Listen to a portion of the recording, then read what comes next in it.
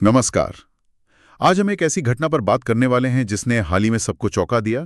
श्रीनगर के पास हुई Airbus A321 विमान वाली घटना। हमारे पास कई स्रोत हैं इस पर और हम कोशिश करेंगे कि समझें कि असल में क्या हुआ था। सोचिए, 227 लोग हवा में एक भयानक ओलावृष्टि में फंस गए। बिल्कुल, और ये सिर्फ एक घटना का ब्यौरा नहीं है। इससे ये भी पता चलता है कि कैसे अप्रत्याशित मौसम और हमारी एविएशन टेक्नोलॉजी के बीच टकराव हो सकता है, और ऐसे में इंसानी सूझबूझ कितनी जरूरी हो जाती है। तो हुआ यूं कि एक एयरबस A321 फ्लाइट थी जिसमें 227 यात्री सवार थे और श्रीनगर के पास पहुंचते पहुंचते वो एक जबरदस्त ओलों वाले तूफान में घिर गई। यात्रियों ने जो बताया है वो सुनने में ही डरावना है। किसी ने कहा मौत के मुंह से लौटे, केबिन बुरी तरह हिल रहा था, बाहर बिजली चमक रही थी। हाँ, लोग चीख रहे थे, प्रार्थना कर रहे थे। बिल्कुल। भारी बारिश थी, बड़े बड़े ओले थे और ऐसी टर्बुलेंस जिसने विमान को जैसे हवा में जकड़ लिया हो। असल में ये हुआ क्यूमुलोनिम्बस बादलों के अंदर। ये बहुत ऊंचे और घने बादल होते हैं जिनमें हवा ऊपर नीचे बहुत तेजी से जाती है, मतलब अप ड्राफ्ट और डाउन ड्राफ्ट। अच्छा। और उस समय नॉर्थ इंडिया पर एक साइक्लोनिक सर्कुलेशन भी था जिसने इस तूफान को और ज्यादा कह सकते हैं इंटेंस बना दिया। तो जैसे ये स्थिति बनी, पायलट ने फौरन इमरजेंसी डिक्लेयर की होगी। जी हाँ, तुरंत इमरजेंसी घोषित की और श्रीनगर ATC से संपर्क साधा। एक बात और सामने आई थी कि शायद पाकिस्तानी एयर स्पेस में जाने की कोशिश भी हुई। हाँ, ऐसी खबरें थीं।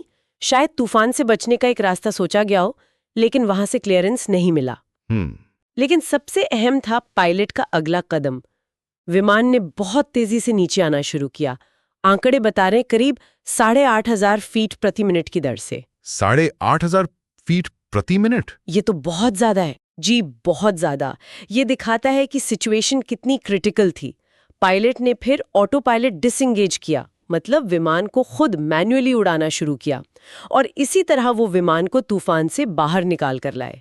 पर इस दौरान एक और चीज हुई। क्या? नीचे उतरते समय शायद एक माइक्रो बर्स्ट था ओलों से भरा हुआ, जिसने विमान के अगले हिस्से रिडोम को बुरी तरह डैमेज कर दिया। ओहो, रिडोम यानी वो नोज वाला हिस्सा जिसमें वेदर रडार होता है। बिल्कुल वही, उससे नुकसान पहुंचा। लेकिन सबसे राहत की बात यह रही कि शाम करीब 6:30 बजे विमान श्रीनगर एयरपोर्ट पर सेफ लैंड कर गया। जी, ये सबसे बड़ी बात थी।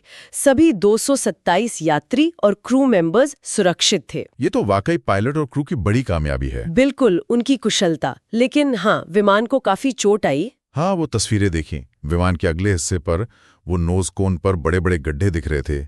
एक जगह तो जैसे छेद हो गया हो। जाहिर है उसे तुरंत ग्राउंड कर दिया गया होगा। हाँ, उसे AOG यानी एयरक्राफ्ट ऑन ग्राउंड डिक्लेयर कर दिया गया। मतलब अब वो उड़ नहीं सकता जब तक पूरी जांच और मरम्मत ना हो जाए। और DGCA ने इसकी जांच भी शुरू कर दी है, जो कि स्टैंडर्ड प्रोसीजर है ऐसी गंभीर घटनाओं में। ये समझना जरूरी है कि इतना एक्सट्रीम वेदर कितना अनप्रेडिक्टेबल हो सकता है। मतलब हमारे पास मॉडर्न रडार है, सब कुछ है, फिर भी ऐसी घटना हो सकती है और स्ट्रक्चरल डैमेज भी हो सकता है। जी। लेकिन इस सब में क्रू का रोल, जैसा आपने कहा, बहुत अहम रहा। उन्होंने प्रोटोकॉल फॉलो किया, ऑटो पायलट बंद किया, इमरजेंसी घोषित की, मैनुअल कंट्रोल लिया, नीचे लाए और सेफ लैंडिंग कराई। बिल्कुल सही। ये दिखाता है कि इतने प्रेशर में भी उनका प्रोफेशनलिज्म कितना कमाल का था, उनकी ट्रेनिंग कितनी कारगर रही। सही कहा। तो ये घटना हमें दो चीजें साफ तौर पर दिखाती है। एक तो मौसम के ऐसे अचानक और खतरनाक रूप लेने का खतरा, खासकर पहाड़ी इलाकों में, और दूसरा ऐसी जानलेवा स्थिति में पायलट और क्रू की सूझबूझ, उनका तालमेल और उनका कौशल कितना ज्यादा मायने रखता है। टेक्नोलॉजी जरूरी है, पर अंत में इंसान ही काम आया। तो कुल मिलाकर हम कह सकते हैं कि ये एक बेहद डरावनी उड़ान थी। विमान को भी काफी नुकसान हुआ, लेकिन सबसे जरूरी बात, कुशल पायलटिंग की वजह से सभी 227 जानें बच गईं और लोग सुरक्षित जमीन पर उतरे। हाँ, और ये हमें सोचने पर भी मजबूर करता है कि जैसे जैसे हम मौसम के पैटर्न बदलते देख रहे हैं, शायद क्लाइमेट चेंज की वजह से वो और एक्सट्रीम हो रहे हैं, तो भविष्य में एविएशन इंडस्ट्री को, अपनी टेक्नोलॉजी को, अपनी प्रक्रियाओं को इन अचानक आने वाले लगभग अदृश्य खतरों का अंदाजा लगाने और उनसे निपटने के लिए और कितना तैयार होना पड़ेगा, ये एक बड़ा सवाल है।